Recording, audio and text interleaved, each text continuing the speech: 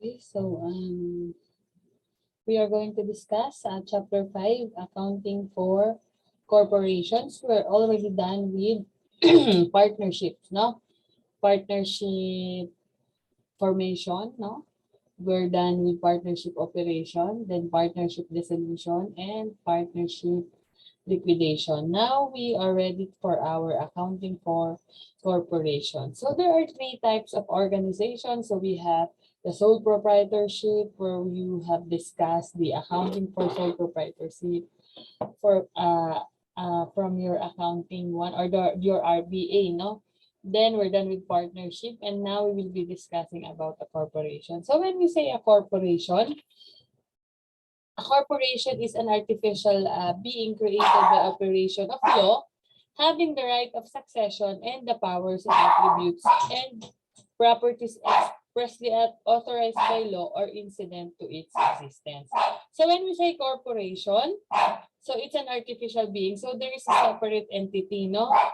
Then it is created by the operation of law kasi we have the so-called the Corporation Code or the Revised Corporation Code of the Philippines under Republic Act 11232, which was signed into law by President Rodrigo Duterte in Feb 2019. Actually, before, it is the Corporation Code of the Philippines or Batas Pambansa bilang 68.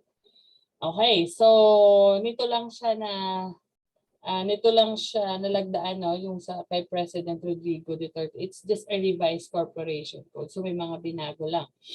Now, when we say it enjoys the right of succession, unlike partnership kasi, pagka na-dissolve ang partnership, easily dissolve siya, 'di ba? So ibig sabihin kapag nagkaroon ng retirement, nadi-dissolve agad ang partnership. Pagka nagkaroon ng death or incapacity ang isang partner, then partnership will be dissolved. Unlike in corporation, kahit mamatay yung isang corporator or incorporator, there is as a right of succession wherein pwedeng mag-success or pwedeng magmana nung kanyang shares of stocks will be, of course, yung legitimate heir, no? So, yun. And it has the powers, attributes, and properties expressly authorized by law. Okay, so may mga powers and duties and responsibilities, and of course, it is stated under the Revised Corporation Code of the Philippines. As you can see in your book, there are advantages and disadvantages. So the advantages of a corporation, no, it has a legal capacity to act as a legal. Shareholders have limited liability, unlike sa ating partnership, no? Unlimited liability, nagkakaroon ng limited liability if it is stated in the partnership contract or if it is stated, no, or it was agreed by the partners. It has continuity and existence. Actually, when you register under the Securities and Exchange Commission, kasi po ang partnership and corporation was registered under the SEC or Securities and Exchange Commission, automatically it has a 50 years, no, na life, tapos renewable naman yon. So continuous talaga siya, unlike sa partnership na madaling ma-dissolve. Shares of stocks can be transferred. So ito yung sinasabi, no? Shares of stocks can be transferred without the consent of other shareholders. So ibig sabihin, if you are 10 shareholders or stockholders, you don't need the consent ng 9 para i-transfer mo yon. Let's say, i-transfer mo sa anak mo, sa asawa mo, sa kaibigan mo, sa kapatid mo, or whoever it is. So, pwede. Its management is centralized by the board of directors. Shareholders are not general agents of the business. And greater ability to acquire funds kasi pwede tayong mag-release ng shareholder or mag-authorize ng shares for the shareholders to buy for it para magkaroon tayo ng additional funds. Ang disadvantages niya naman is, of course, it was not easy to form, no? And it was not easy to manage, unlike partnership and corporation. There is a greater degree of government control and supervision. So mas marami kasing legalities na kailangan. And it requires relatively high cost of formation, of course, as compared to sole proprietorship and a partnership. It is subject to heavier taxation. Minority shareholders are subservient to the wishes of the majority, of course. In large corporation, management and control have been separated. And Transferability of share permits the uniting of incompatible and conflicting elements in one venture. So, it's possible, no? Hindi naman lagi. Okay? Now, there are two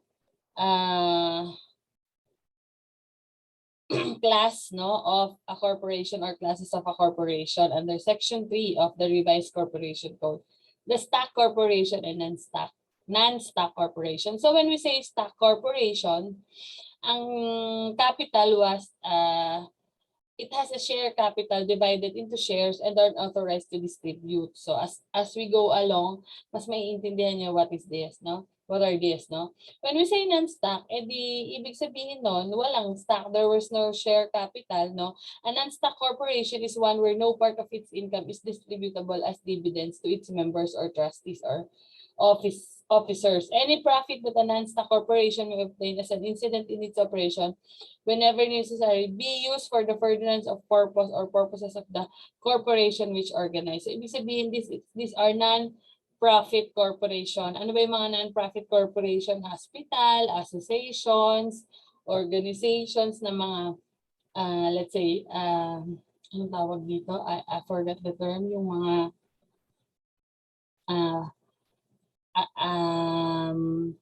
yung mga namimigay, ano bang tawag doon, nakalimutan ko yung term, charity, no? Yung charity, religious.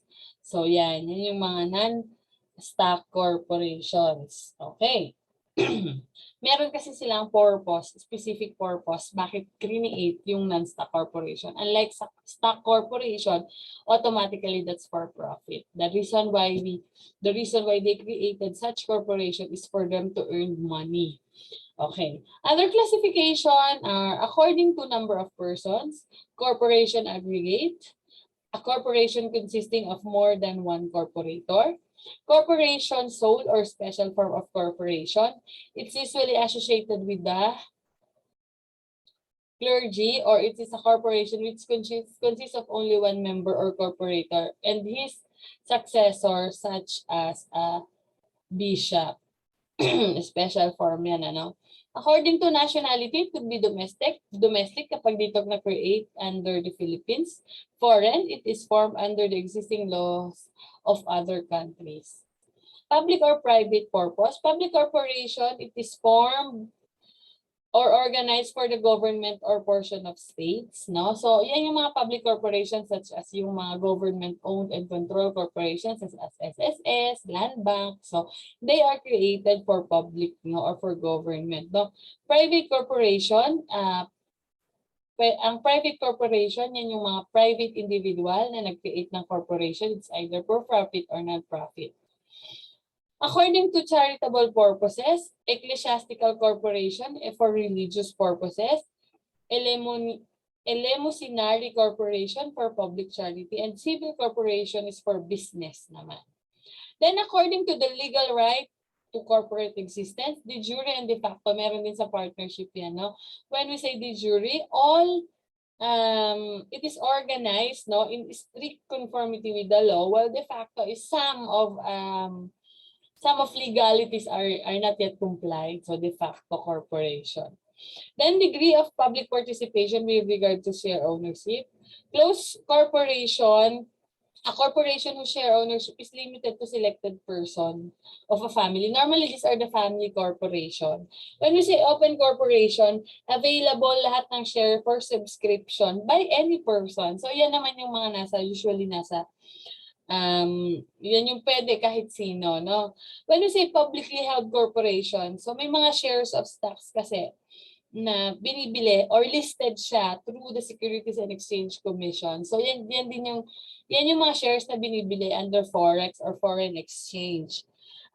Corporation with a class of equity securities listed on an exchange or with assets in excess of 50 million and having 200 or more holder, at least 200 of which are holding at least 100 shares of a class of each equity. So normally, ito yung, kung mapapansin mo, you can buy shares sa Jollibee, and sila yung mga publicly held corporations. So listed yung shares of stocks nila sa Securities and Exchange Commission.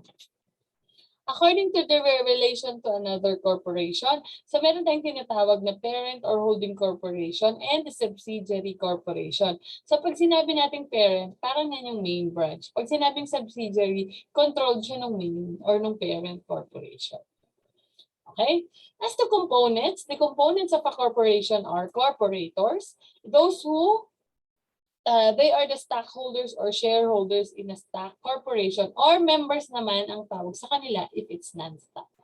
Incorporators naman, pag sinabi natin incorporators, these are stockholders or members mentioned in the articles of incorporation as originally forming and composing the corporation. So sila yung originally nag-create ng corporation. Ang tawag sa kanila ay incorporators.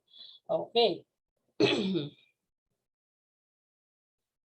The next, shareholders, anyone who can have a share. Members naman ang tawag dun sa mga corporators ng non-stock. Normally, ang shareholders sa stock. Subscribers, so little later, no, madidiscuss kasi natin yung ano yung subscription, no, or yung magsusubscribe ka ng stocks. Ang tawag sa kanila ay subscribers. Hindi lang basta subscribers ng Smart or Globe, may subscribers din ng corporations or ng shares. Then promoter is the person who acting alone or with other person takes initiative in founding and organizing the corporation and receives consideration. So promoter, normally sila yung mga nagbebenta, no, ng mga stocks or ng shares. Then underwriters naman, pag sinabing underwriters, sila naman yung mga usually bankers, so sila yung nag-aayos, no, mag-aayos ng mga sa shares of stocks. They offer kung paano nila i-offer yung pagbebenta ng mga stocks. So yan. Then we have independent director is a person who, apart from shareholdings and fees received from the corporation, is independent of management and free from any business or other relationship which could reasonably be perceived to. Okay, so sila naman yung mga independent. When we say independent director, they are free, no, free from any business, no. So kanya-kanya silang gawa, okay, nung or as long they interfere through their independent judgment. So ibig sabihin na naman nakabili ka ng shares of stocks, then hindi ka part ng management, but you are independent director. So meaning nagre-react ka din, nagbibigay ka din ng advice when it comes to the business or the corporation. Okay. What are the classes of shares naman? So when we say classes of shares, meron tayong tinatawag na, kasi ganito yung class, no? Sa sole proprietorship, ang capital, we're talking of the capital account kasi doon lang naman normally nagkakaiba-iba. Under the sole proprietorship, yung equity mo is just an owner's capital. Halimbawa, one capital. For partnership, it's one in Pedro, it's one capital and Pedro capital. But for the corporations, meron tayong tinatawag na shares of stocks, no? So when we say shares of stocks,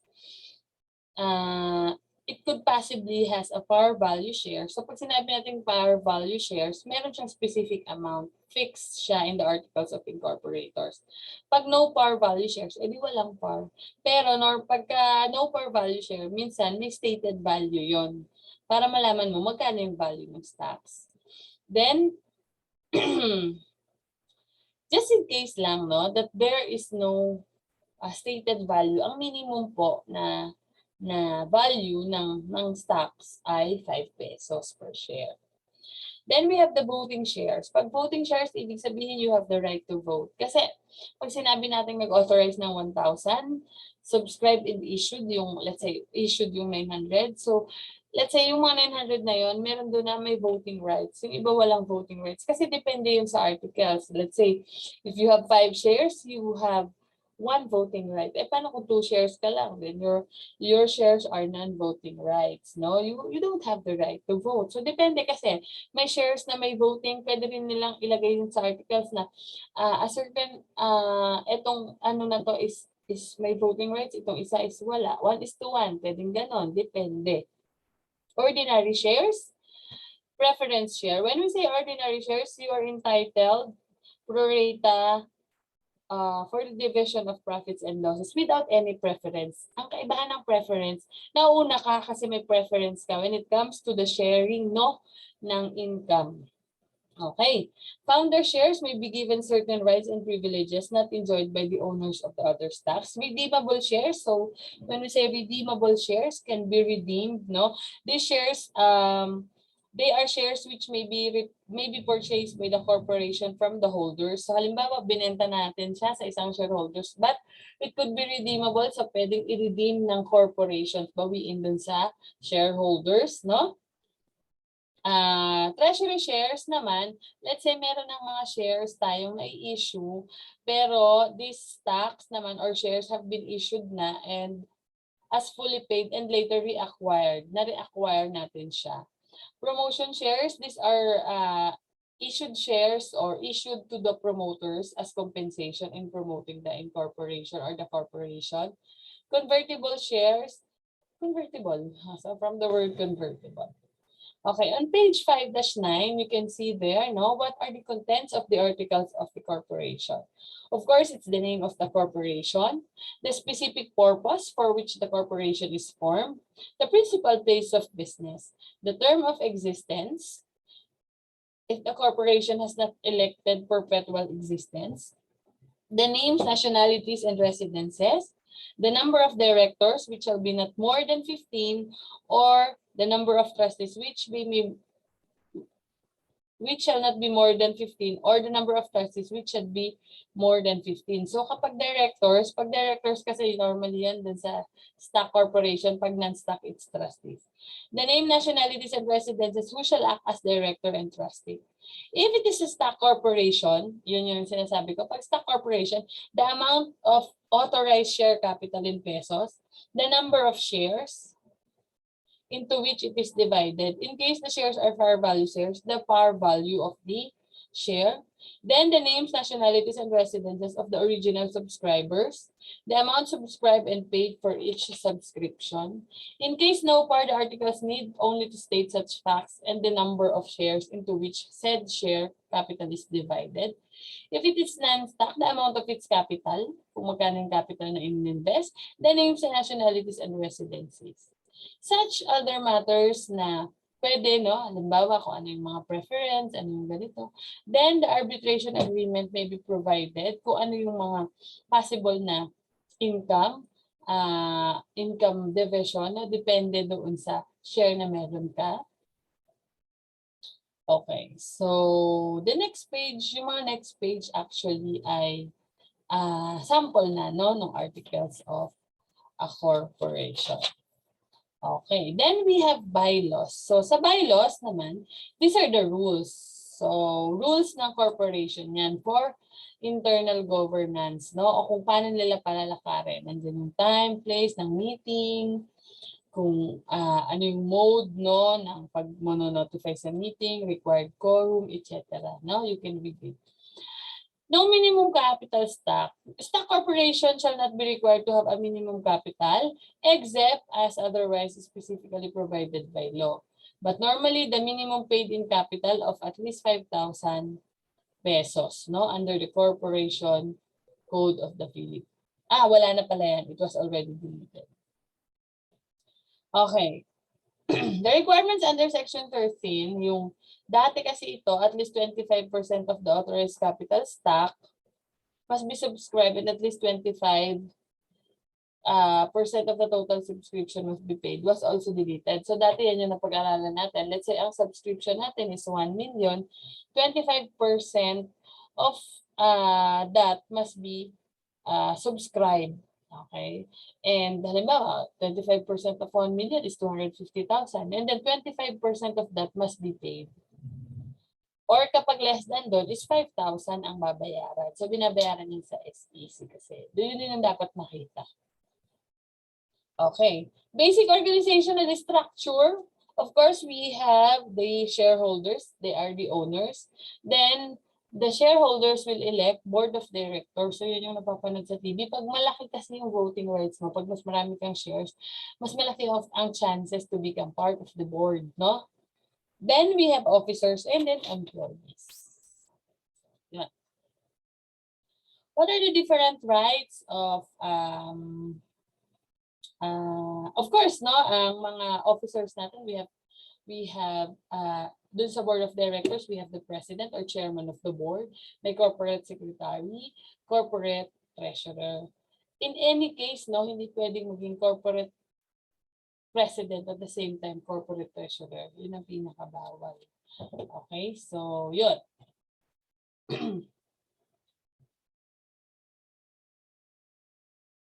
Okay, there is no provision in the law that a law against a shareholder being a director of two or more corporations. So, halimbawa, mayaman ka, may sa ABC Corporation, board of director ka, sa ABC, DEF Corporation, incorporator ka din at ikaw din ay officer. So, it's okay kasi marami kang pera.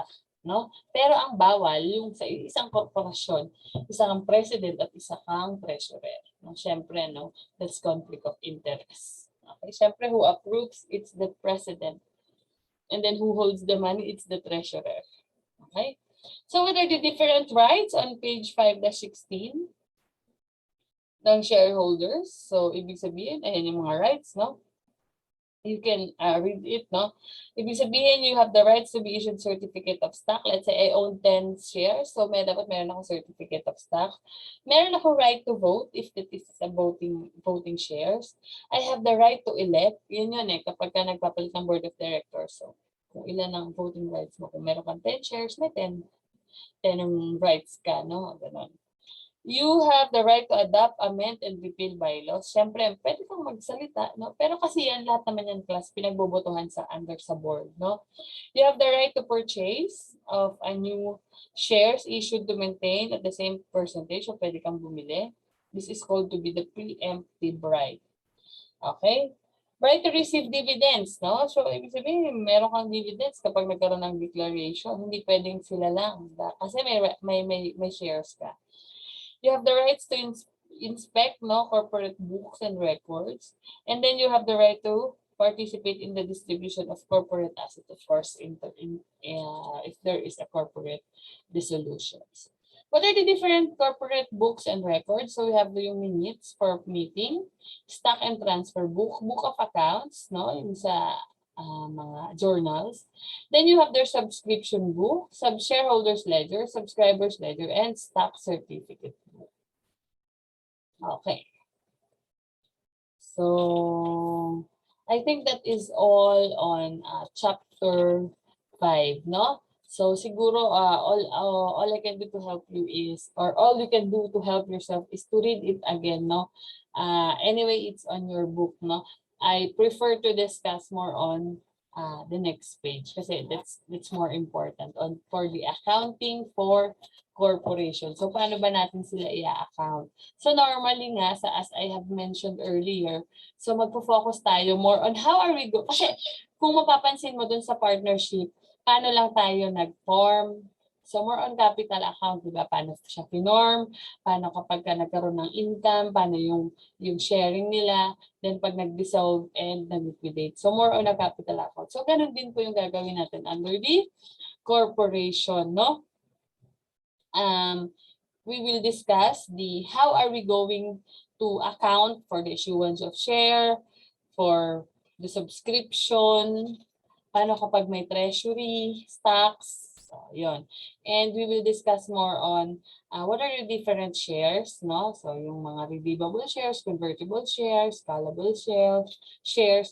Then after that, we will be discussing the retained earnings.